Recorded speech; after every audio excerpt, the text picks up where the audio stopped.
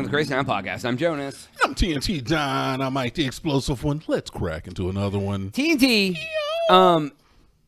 squatters have become more of a pain in the ass lately to homeowners. These are like the people who go into an unoccupied home that can or cannot be owned by a person or a company or a friend that you and him together or apart. You guys know each other, but you're not together, or you know a time or a situation.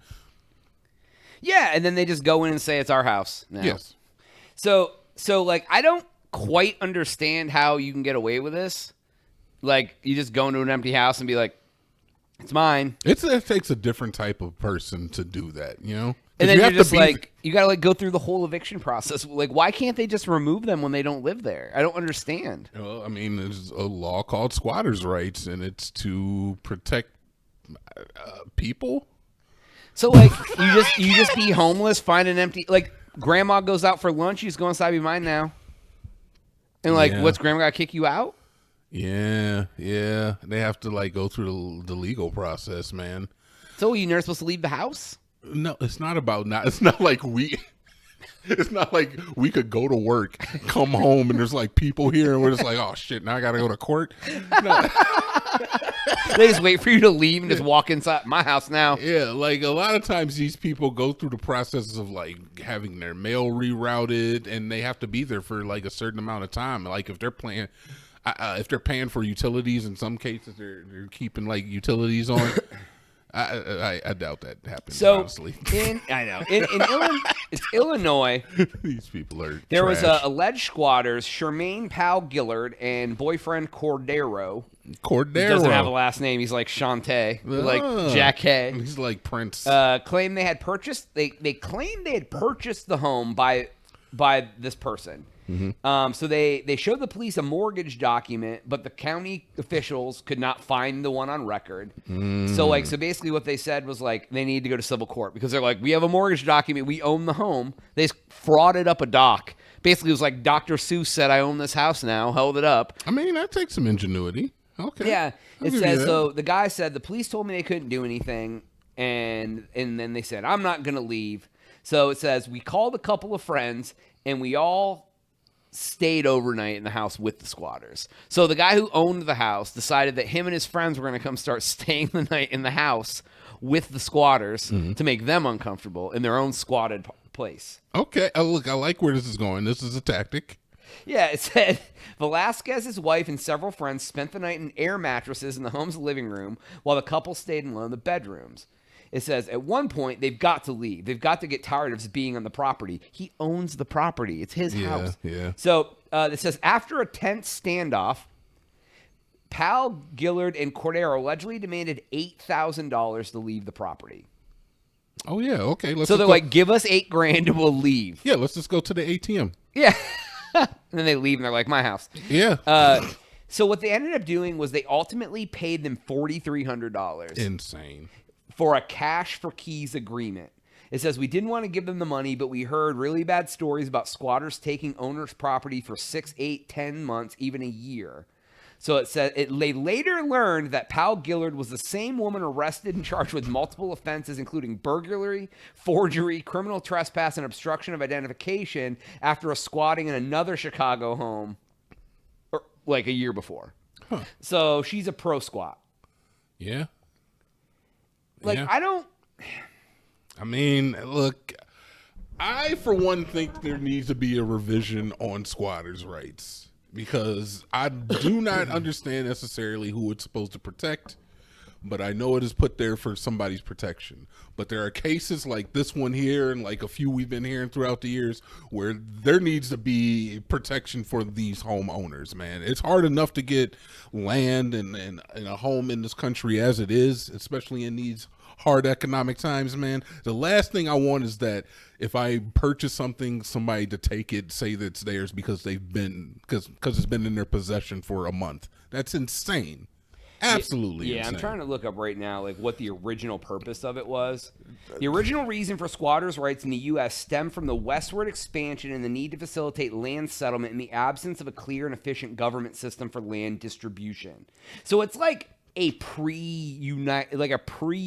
fully developed U.S. Yeah. Like where you would like go somewhere and be like, this is my land now, and someone else couldn't just come in and be like, no, it's my land now. Yeah.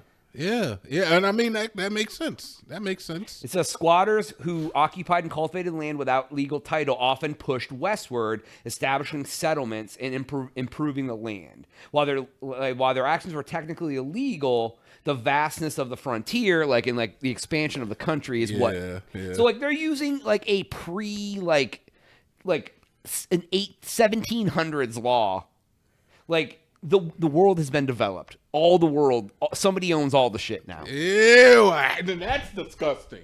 Like honestly, that should be more disgusting to you than the squatters. It is. It's the fact that everybody owns everything already. You can't buy anything in this country. No, man, Crazy. everything is owned. Crazy land. You got to buy that from somebody. Just because we were born when we were born means we can't just like walk outside, walk down the street, and be like, this is my yard now. You know what, man? I kind of agree with squatters' rights now. It's the only way we can get our I'm about to squat. Me and you, let's go find an empty property. You know that what was that undeveloped housing over on that road? They finally tore it down. Yeah. There was like I was like, man, all those houses, they could just be squatted. We should have went and squatted. I'm sure that somebody thought of that before us. Well, they raised the shit out of that though. I don't think that we'll be a little late to the party. Now, though. It's gone. It's gone, yeah. Yeah, there was like they were building like one of those little like, hey, let's squeeze 19 houses in a quarter mile of land on a plot. And then all of a sudden, just like the roofs were half done, the windows were broken out. They ran out of funds, man. It looked like the Michael J. Fox's neighborhood in Back to the Future 2 when he went back to the alternate timeline. Yes, it looked like that movie set. Yeah, Hill Valley. Yeah, man. So I don't know. Like, I feel like the type of person who would do the squatters' rights shit nowadays is like the type of person that would do that. That would do what? What is that? Fill in the blank. Anything. I will say it does take like a certain type of person, but you know, like if you're homeless and you're desperate, I mean, you're gonna do what you gotta do. Yeah, I feel like it's a desperation play. I do feel like, you know, once you're asked to leave, you should probably just vacate the premises, and I'm sure in the vast majority of these cases they do because they fear like legal repercussions.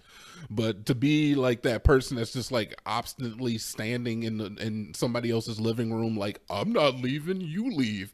You give me $8,000 and I'll leave. That takes a different type of like, just like, that's like Indian phone scammer, elderly man type. Yeah. Scamming. Yeah. I saw this video the other day, this lady, and like, she had been pulled over. Mm-hmm. And like the cop comes up and she's like, hey, I caught you speeding. I need your license. And she's like, I wasn't speeding. And she's like, yeah, ma'am, I caught you speeding. And she's like, I want to watch the camera right now. And she's like, ma'am, I'm not going to show you the camera, but I need your license and registration. She's like, no. And then she's like, I want your supervisor. So like, then like, so the lady's finally like, fine, calls her supervisor. Ma'am, I need your ID and license. No, I want your supervisor. Like, and then like, finally the guy's like, I'm going to bust out your window if you don't give me your license and registration. At this point, you're like causing, and like, then like, she still said no. He busted out the window, opened it up, pulled her out. And she's like, what did I do? Why are you taking me to jail? And I'm like, lady, you sat there for like an hour just being like, no, I'm not going to cooperate with you. Like, yeah, we've all seen the videos. He's not even resisting. You're clearly resisting. Yeah, like, it's like you're clearly resisting. I'm like, what? Like, and then you're like, I'm upset that someone arrested. Like, I mean, you know, mental health is important, Jonas. And mental disorders are real. Yeah, that's they are. Dang sure. Drug abuse is very real. So it's like it's like, I don't know. Yeah, they're like the person who like orders a salad, puts their own pubes in it, and is like, I got hair in my food. Why isn't it free? Oh my God. Brother, my mom used to be on that ish. She put her own pubes in the salad. I mean, you know, like if you find a hair in your food, I do want you to bring me out some new ish. But are you going to ask for it to be free? Most places, if they find that, they'll give it to you free anyway because they're embarrassed. They don't want you to like tell anybody. That's true. But what do you think about like going into a restaurant and pretending to be food critics? Like, do you think that would get you like different service? I don't know. Do people even give a shit about food critics anymore? That's true with Yelp now. It's like we don't need one. Yelpers are even worse than food critics, though. What do you mean? They're all like entitled and shit. What does that mean? You ever met a I've Yelper? been to Yelp. You ever met a Yelper? Have ever met a Yelper? Oh, I'm joking. No, I just mean like because like they don't need one guy's point of view with the food when they have thousands of people. Yeah, like, exactly. What do they care what 4.5. Jean Paul cares about the food when like you can go to Yelp or Google and there's like 3,000 like 5-star reviews. Like just because the critic says it's like whatever. Bro, Yeah, I don't. I'm here to tell you is that most of those reviews are bullshit, and I still purchase everything almost 100% on what has the highest stars. You're so funny. They bought 1 million 5-star reviews. You're getting the worst shit. And you're like, It's all bots. I don't care, dude. It has 1,000. It's a 4.7. Are you kidding me? A 4.7? you're funny. So, all right. Well, that's all the time we have for today's episode. Go to thecrazycenter.com. Subscribe for joining us. TNT. Oh, yep.